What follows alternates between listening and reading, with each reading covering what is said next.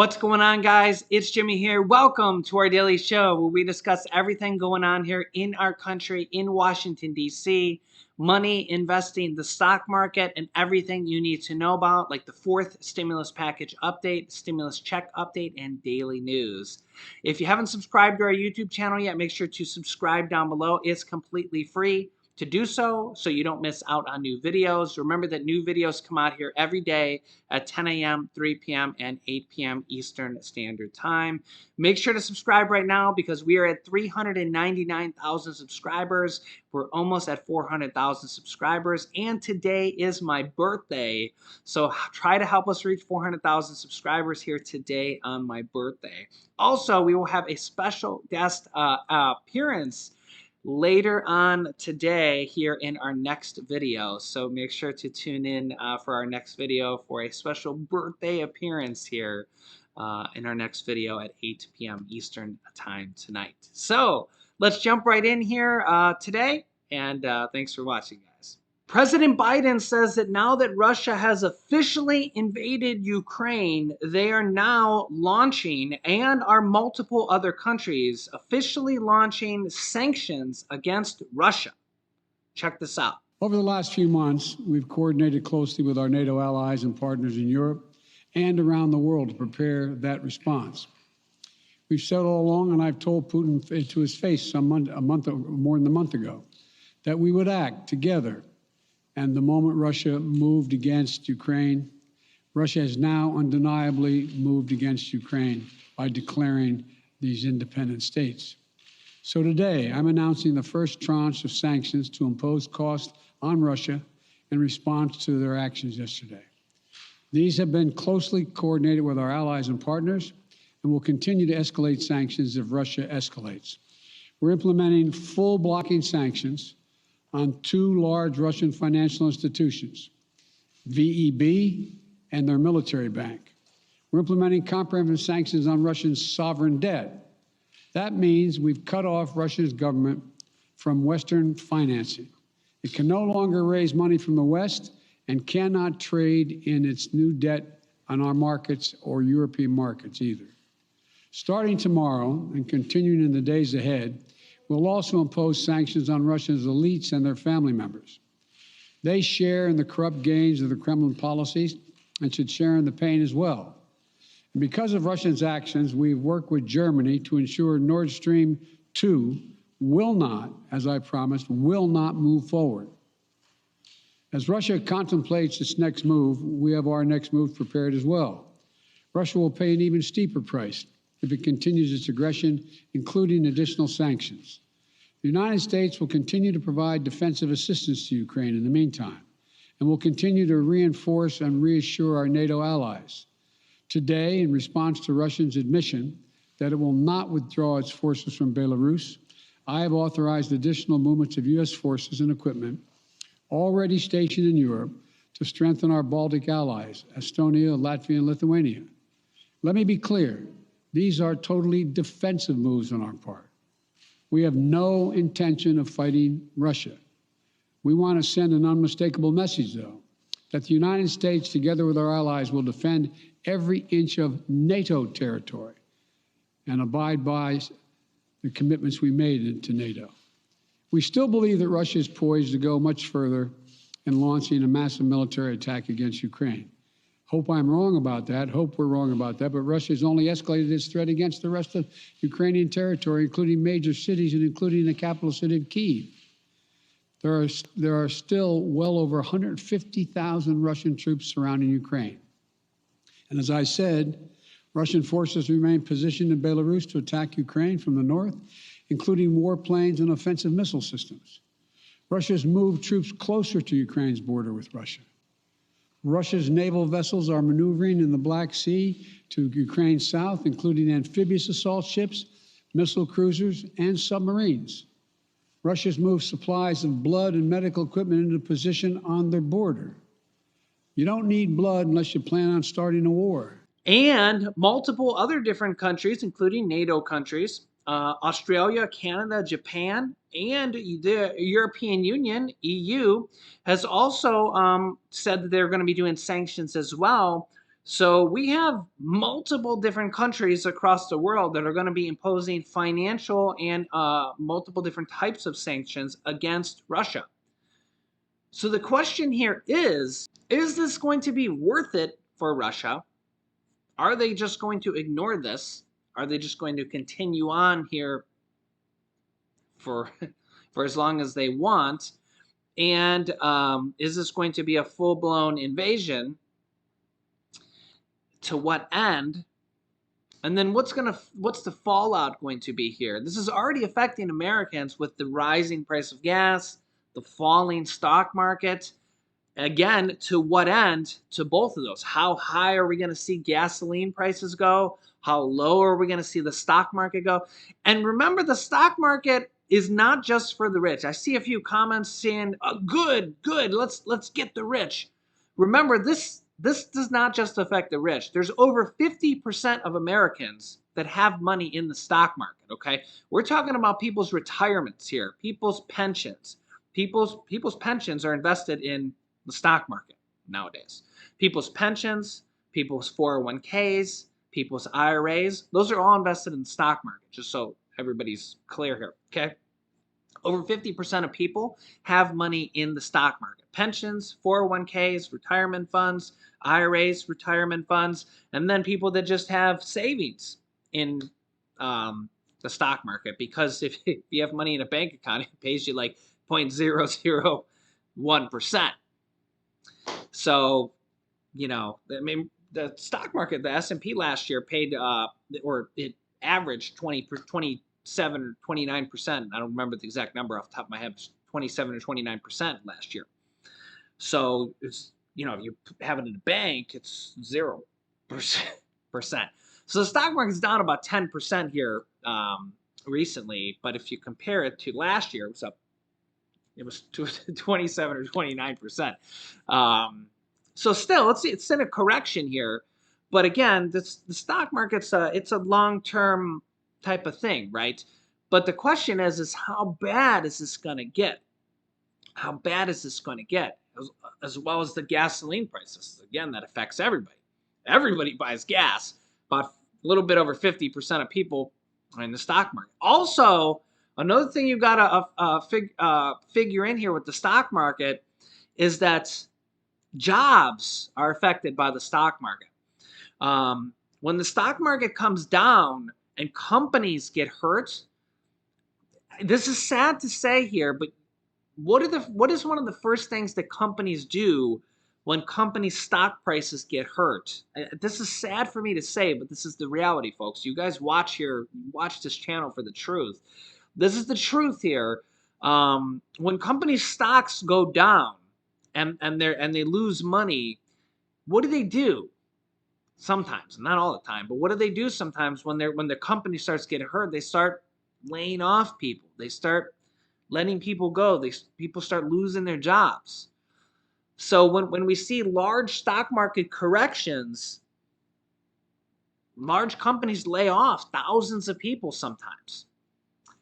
So, I'm not saying that is going to happen this time around, but I mean, when we've seen large corrections like the pandemic,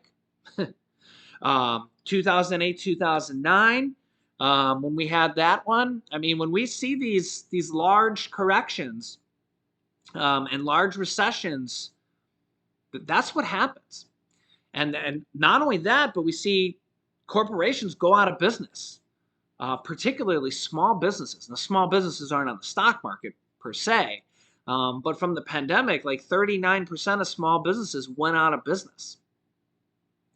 Yeah, and that's a really sad number that's near and dear to me because I've been a small business owner and an entrepreneur basically my whole adult life, and I know how hard it is to build a company from the ground up, to build a YouTube channel from the ground up. You start with one video with no subscribers, nobody watching you, and it's like your baby. It's everything to you, and you have something come along like an unexpected pandemic or an unexpected downturn like the mortgage-backed crisis. If you were a mortgage broker in real estate or anything like that in 2008, 2009 came, think about how many people lost their homes in that one.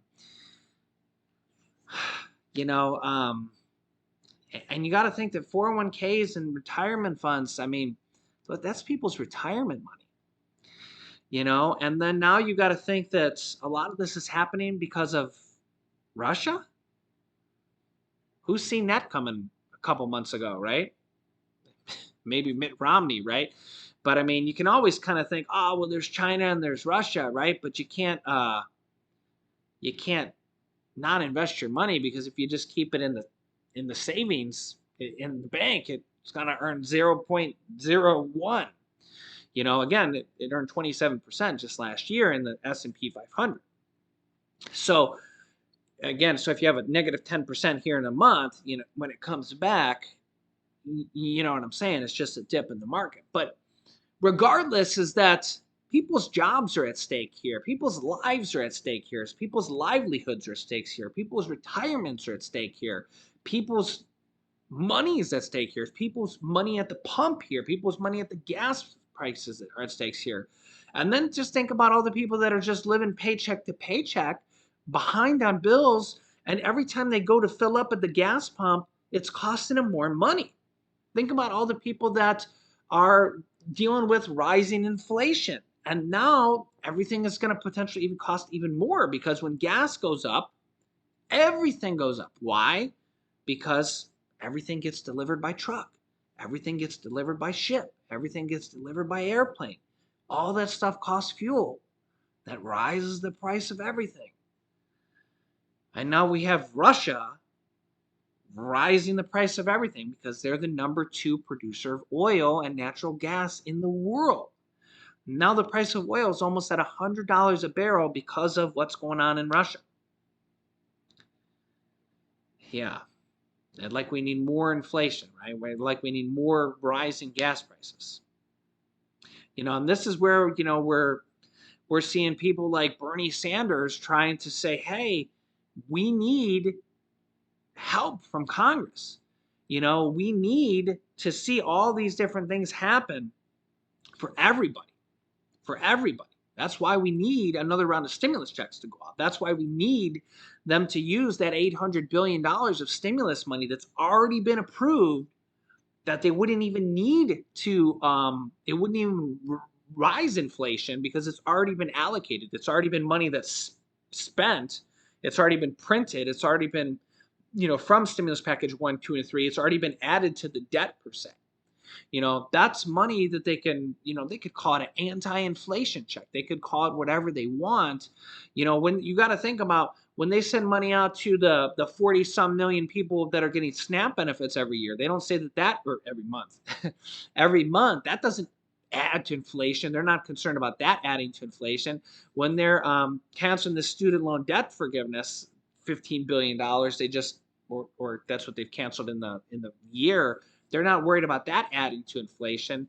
When they sent out the year's worth of child tax credit payments, child tax credit payments have actually been going out for about 23 years now, in different amounts. Of course, they've been going up through the years. In fact, former President Donald Trump and the Republicans raised it with the 2017 Trump tax cuts from $1,000 to $2,000.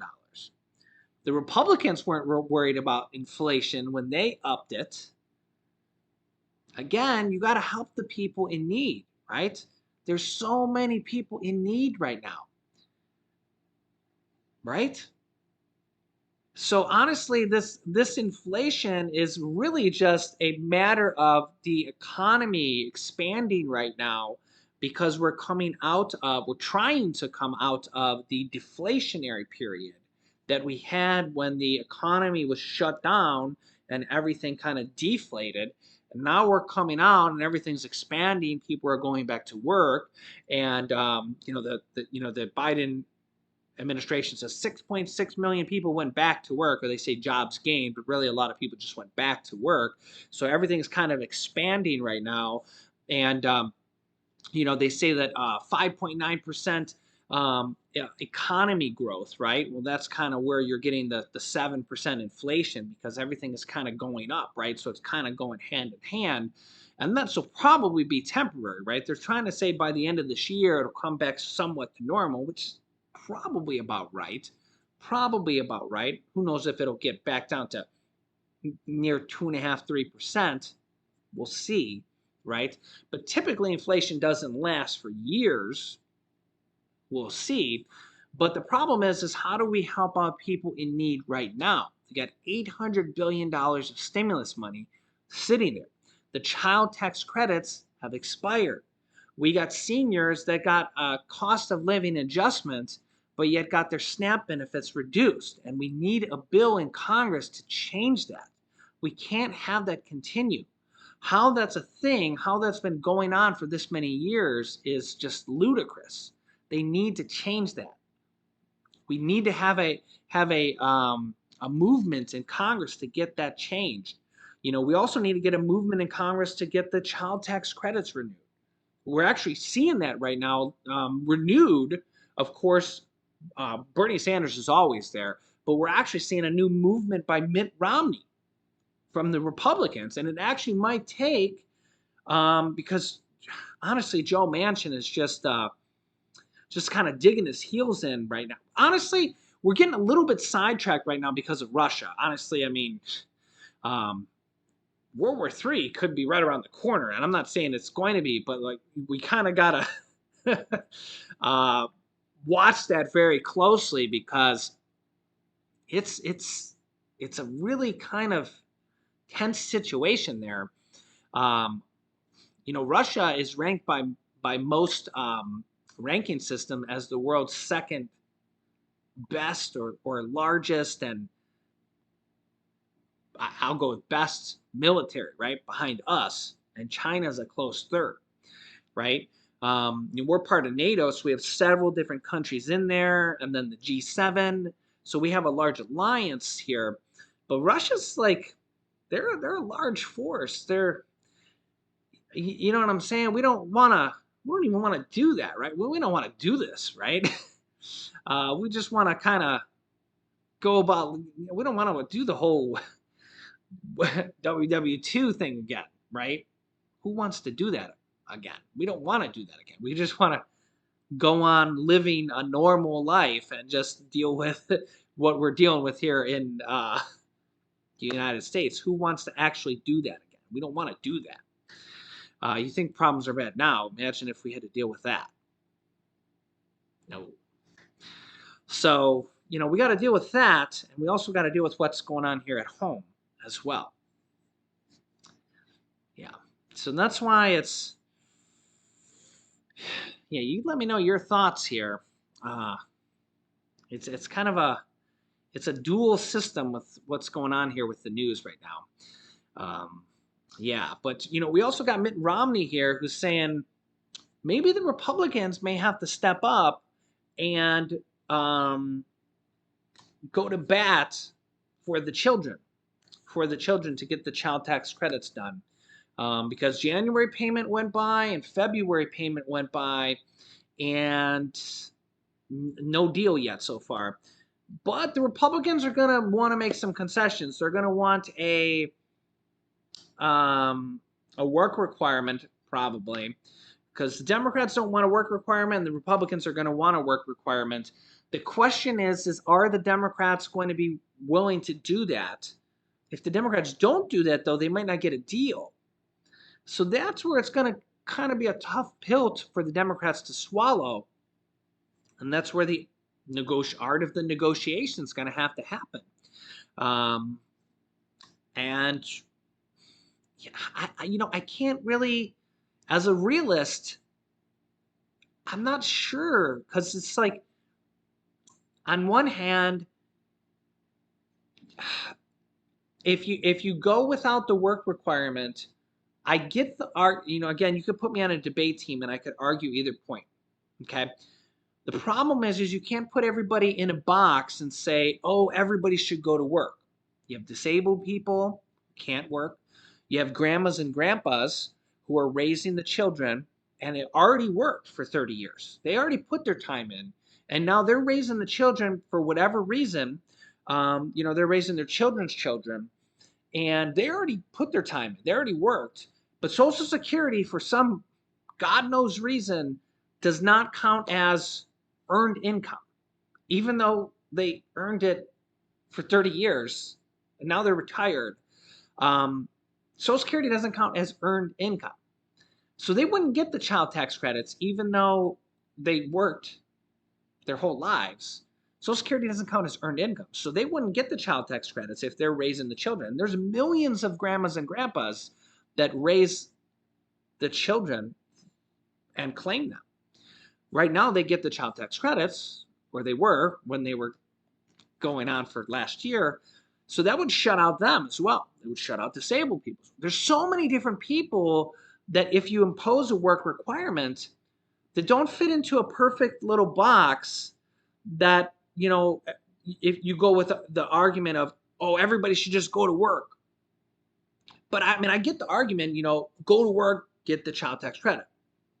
Again, you could give me that argument and I could argue either side. You could put me on a debate team and I could be the best argumenter, for lack of a better word there, and argue either side. The problem is you can't put everybody in a perfect box. You don't know everybody's situation. I mean, there's people that are homeless with kids. There's people that are disabled with kids. There's people that their grandma and grandpa are raising the kids. I mean, do you really want to take those checks away from millions and millions of people? And honestly, after doing this show here with you guys for years now, I kind of have seen that. I've kind of grown a lot more compassionate after seeing so many comments, thousands and thousands of comments. I've kind of grown more compassionate. A couple years ago, I might have said, you know what, you should have to work to get the money. Now I kind of grown more compassionate. I would feel bad for grandmas and grandpas not getting the check.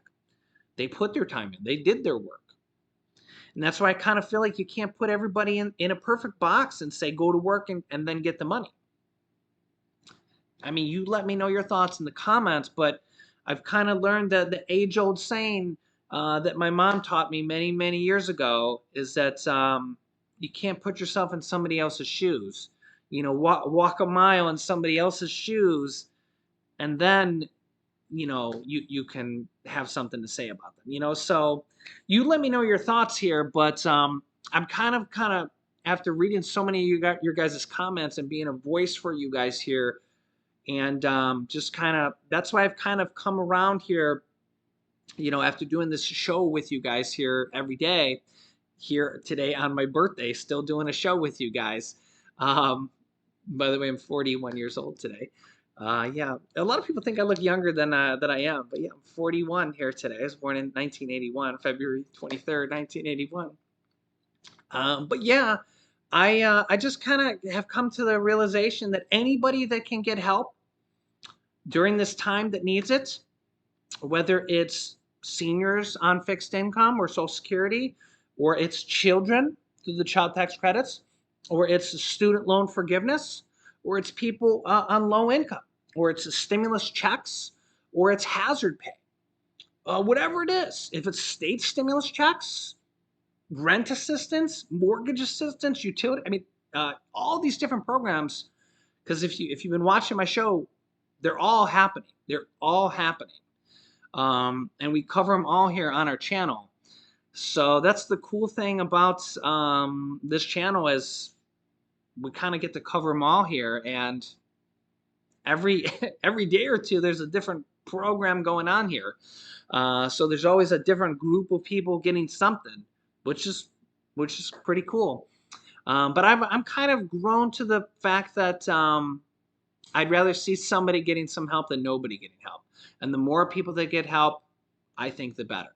You let me know your thoughts here in the comments. We've seen 3 stimulus checks. I'd like to see more. Those are kind of the checks that go out to almost everybody. almost everybody. And the child tax credits, 60 million people. Hopefully we see a Social Security raise here this year. That's about another 60 million people. SNAP benefits are about 40 million people. Those go out every month, and we're seeing SNAP benefit increases here.